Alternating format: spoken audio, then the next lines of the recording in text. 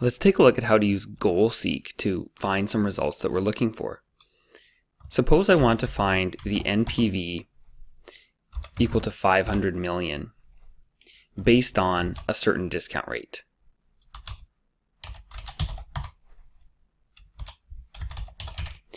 In order to do that, what I'm going to do is use the GoalSeek function. I'm going to press Alt A, W, and G for GoalSeek. So what I want to do is set this value, set the value of the NPV equal to 500 by changing the discount rate and press OK. I can see here that the discount rate is 25% to get to a 500 million NPV. I'm going to press cancel and type that answer in this cell here. So now what I've done is I've just essentially taken a note of what the discount rate has to be to get a $500 million NPV. All right, let's do another example. Suppose that I want 2020 net income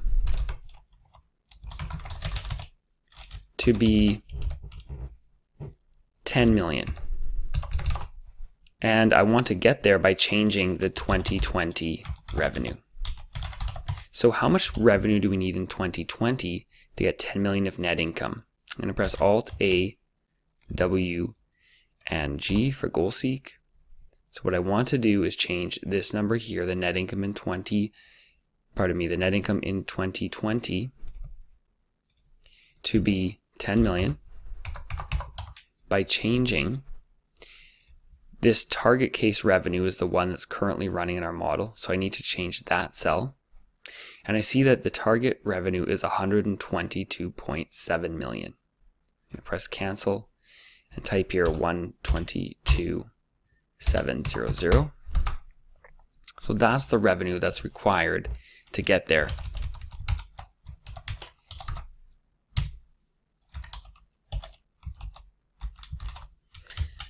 So this is how I can summarize some important information down here using GoalSeek.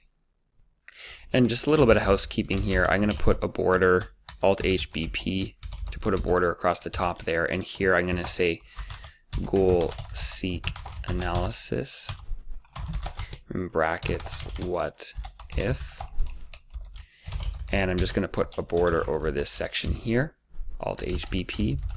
And I can select these cells here, press Shift Spacebar and Alt DGG to group those. So now everything rolls back up into a nicely organized spreadsheet.